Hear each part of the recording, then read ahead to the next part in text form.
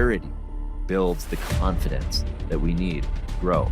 It's true in any business, but especially in family business. Three things that to help take the fear out of the family business are the systems, the structure, and the communication. As you get through the second, the third, the fourth generation, it gets more true that it is so important to separate the business operation from the family and from the ownership. Keep the ownership, the business, and the family separate. Let the business operate as a business. Let ownership operate for the reason that it needs to operate. Let the family operate, create a loving environment. Hello, everyone, and welcome to the show. My name is Adam Hill, and I am really glad you're here today. If you've been tuning into this show for a while now, you know that I host this show called Flow Over Fear.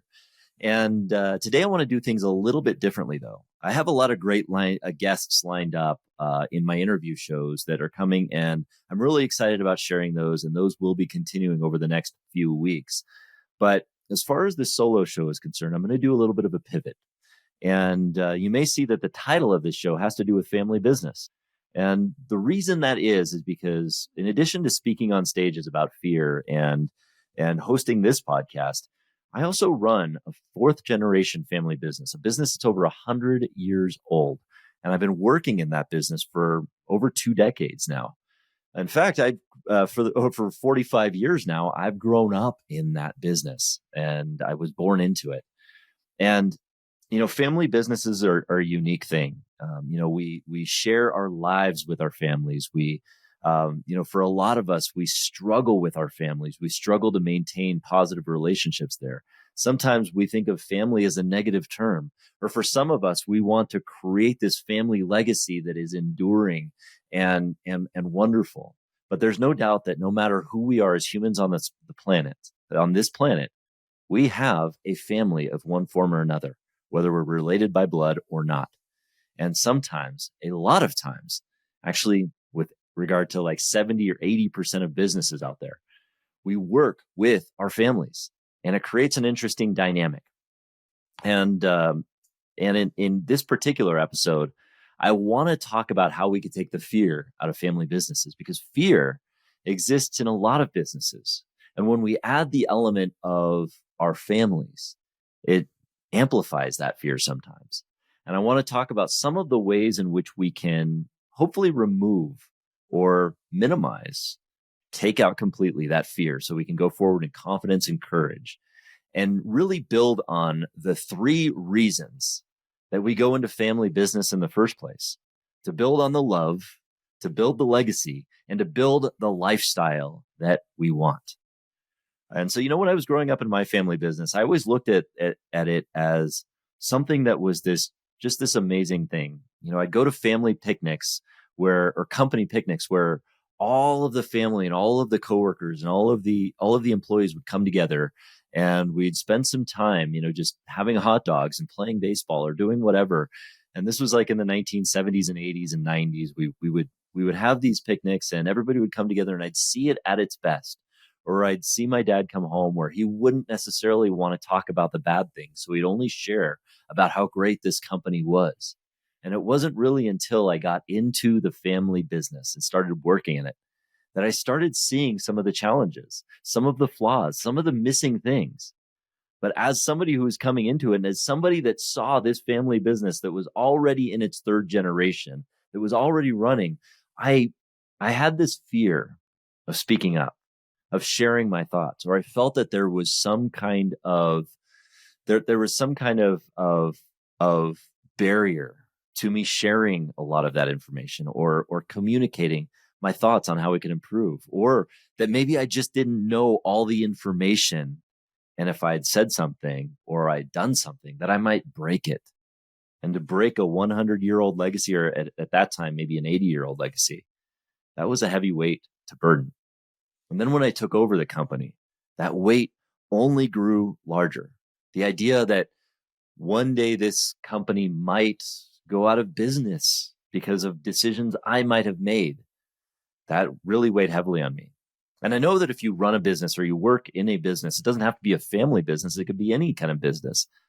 That weight does cause a lot of anxiety and a lot of fear in our lives. So how do we minimize that fear and that anxiety, especially in terms of a family business? Well, in my family business, when I finally came into leadership, I recognized, and it took me a while to recognize this, that we were lacking on some things, not to the fault of the previous generation or their leadership or anything like that, but just we were lacking some key elements that if we were to reinforce them, we could we could minimize the anxiety, build greater alignment. And when we build greater alignment around an idea, or we solidify or we entrench ourselves in the right kinds of core values, we can start to be more confident and courageous in the decisions that we make. Really, that clarity builds the confidence that we need to grow. It's true in any business, but especially in family business. And I mentioned it a few weeks ago in a different episode about the idea of sacred cows versus core values. A lot of times we get entrenched in these sacred cows that anchor us or hold us back from moving forward. And again, that is no fault of the previous generations on how they ran things. It's a natural evolution that sacred cows will develop out of what we once considered core values. And that's just the nature of having a legacy business. If you're going to have a business that lasts for generations, multiple generations, the next generation will come in and they will see that there might be some old ideas that might need some changing. That's ultimately a good thing. We should encourage that. And that's really one of the first elements that I want to share with you is that the next generation has some ideas on how we might be able to change the business that could improve on it. That's something to embrace. So as I started to look at what we were missing, I realized that we were missing at the time 3 core elements that could really improve the nature of our business. The previous generation, again, did everything well to keep the business running. After all, it had lasted for over 90 years by the time I took the helm. But implementing these systems were really the next step to making our new evolution into coming into our being. And those 3 things to help take the fear out of the family business are the systems, the structure, and the communication. The systems, the structure, and the communication. And if you can start implementing those things in each generation, regardless of which generation you're in, if you're in the founder generation, those systems, the structure, and the communication practice can help you to more quickly bring that company into being and start and more quickly build the engine that will fuel it towards growth. If you're in the second generation, which is really the growth generation of a company, you will more quickly access the growth and the clarity that you need to get to that next level. Third generation and beyond, it will continue to propel that momentum forward if you can have the systems, the structure, and the communication structure in place to make it effective. So let's talk a little bit about why these are important. Let's talk about the systems first. The systems are really the elements that help you to take yourself out of the day-to-day or take yourself out of, or automate the tasks that might help you to better do your job. And when we think about this, I think about what Gino Wickman said about our systems. Gino Wickman is the founder of EOS, the Entrepreneurial Operating System. It's a system that we operate on at our company. It's a system that I operate on in my personal brand. It's an amazing business system. And what Gino Wickman says is that we should systematize the predictable so that we can humanize the extraordinary. I mean, think about that for a moment. Systematize the ordinary or the predictable so that we can humanize the extraordinary. I believe that if you're anything like me, and the way we've always done it at our in our family business is that we've always wanted to bring a more human element to our business. We've always believed that business is personal. It is. There's just no way around it. No matter how many times we say business is not personal, it is, because we take it personally. And there's certain decisions that we need to make for the greater good of the business, but a lot of times it's still personal. And that is a very human side of business. And I think in family businesses, we we are more attached to that human side. So implementing the systems to really systematize the ordinary or the predictable helps us to be more human where we really need it, in the conversations, in the sales strategy, within the family.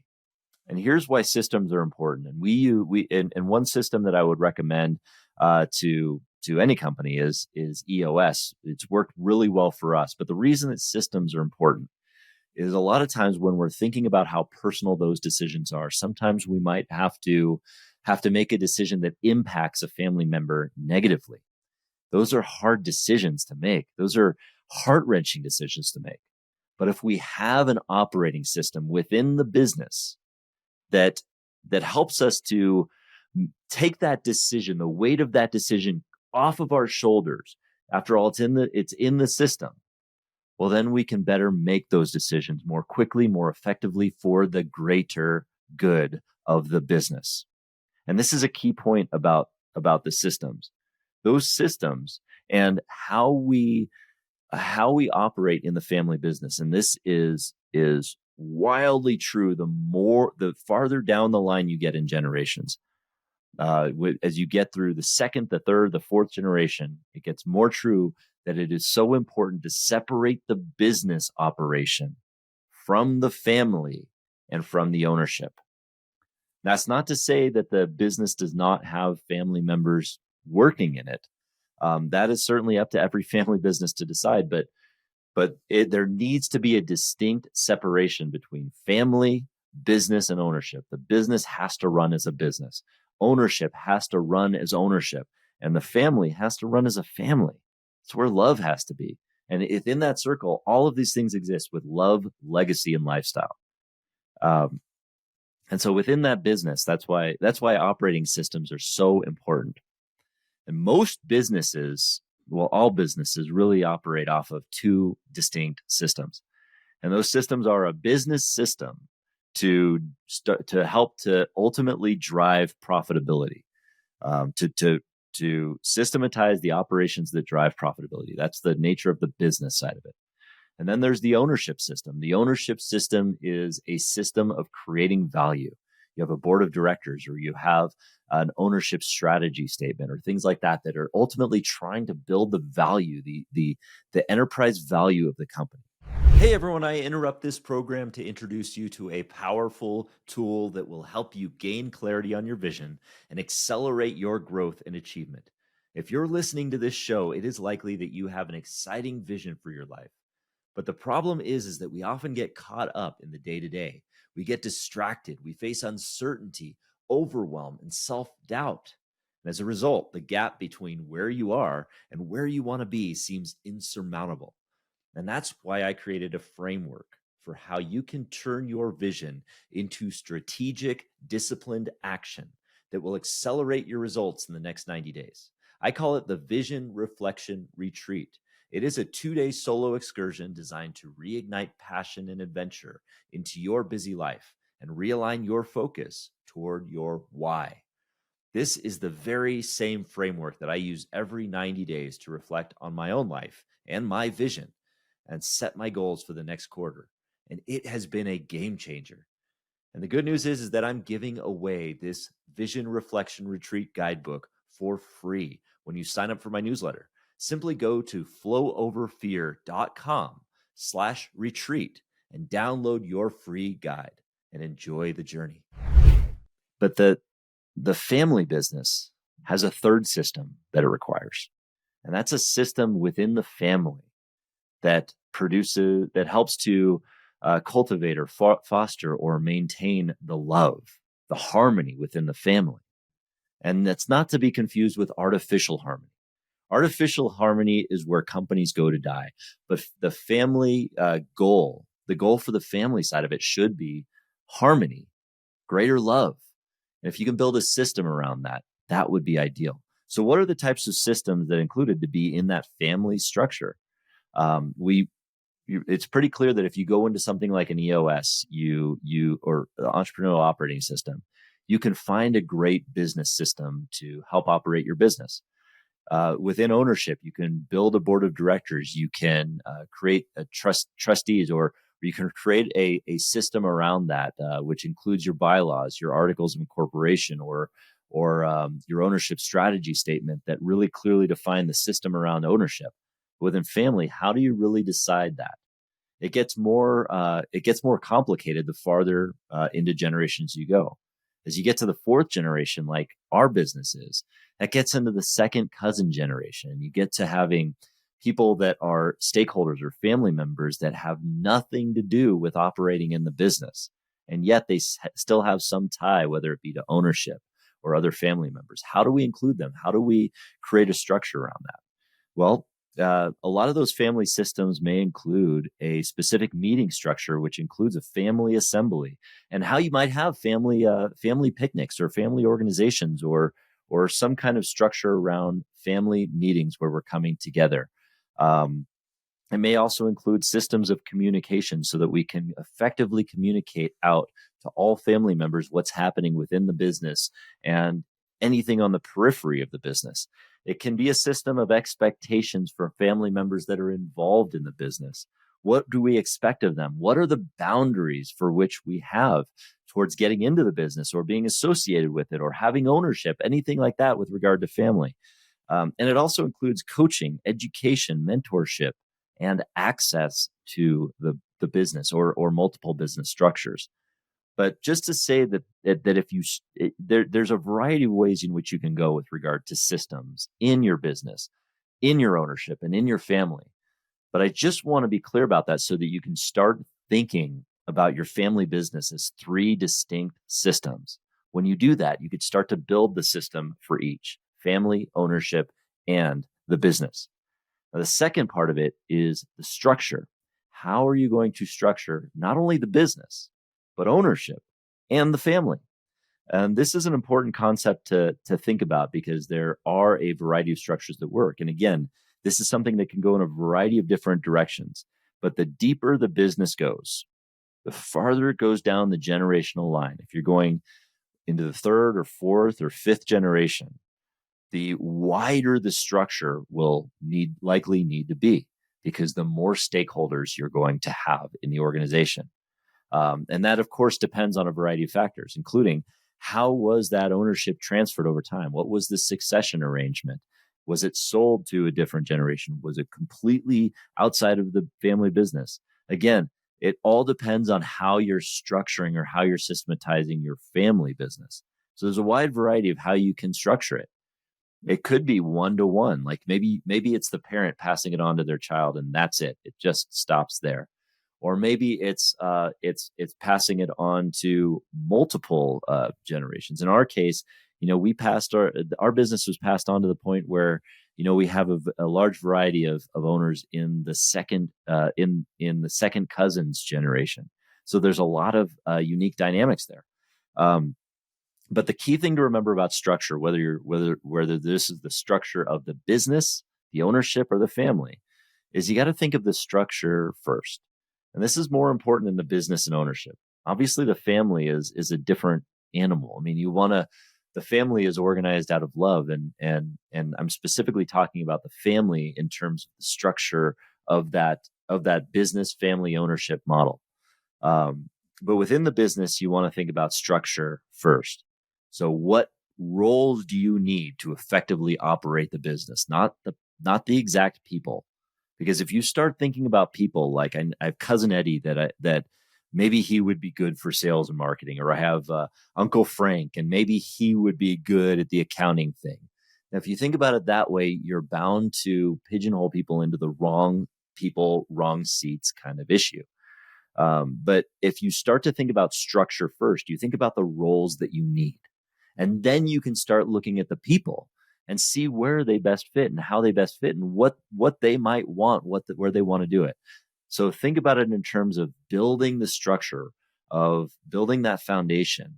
What are the roles that you need in your business? And if you are already way down the line in your business, think about if you were to draw a chart right now, what would your organizational chart look like without any names? with just roles, just positions. And if it looks a little bit different, you might have some thinking to do about how that structure looks.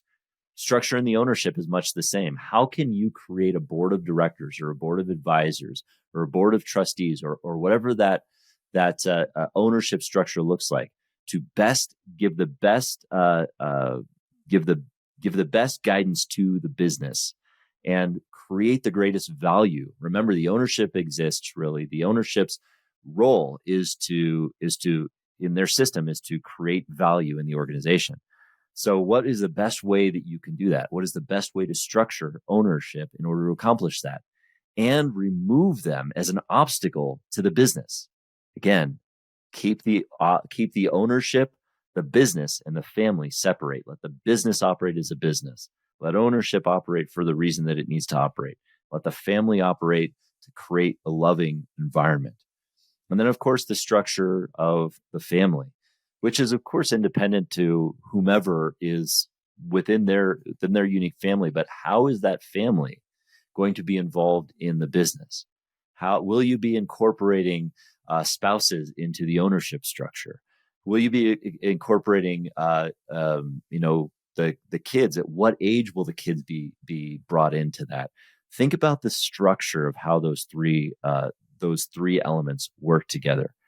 And then the final piece is communication. And this is so important to taking the fear out of the family business. How are you communicating in your organization? This just isn't just in the business, but this is to all channels. And this is why I talked about systems first, because if you can create the system, you can create the business and the ownership and the family systems to integrate effectively. You can start to create bridges and channels of communication that allow everybody to know the information that they need. And this could be incorporated into that systems thing. What do we need to communicate and to whom? Where are we? And then asking these kind of clarifying questions to ourselves. Where are we deliberately or maybe even inadvertently withholding information to certain people? That's a tough question to answer, especially as you're farther down the line. That gets into why are we doing that? Many businesses, family businesses succeed when you can be transparent to all the stakeholders, when you can build that alignment, and when you can build these structures and these systems to be able to communicate effectively. We take the fear out of the organization. Where does fear exist? It exists when we lack information, when we lack clarity, when we lack certainty. We lack that certainty when we're not getting the information we need.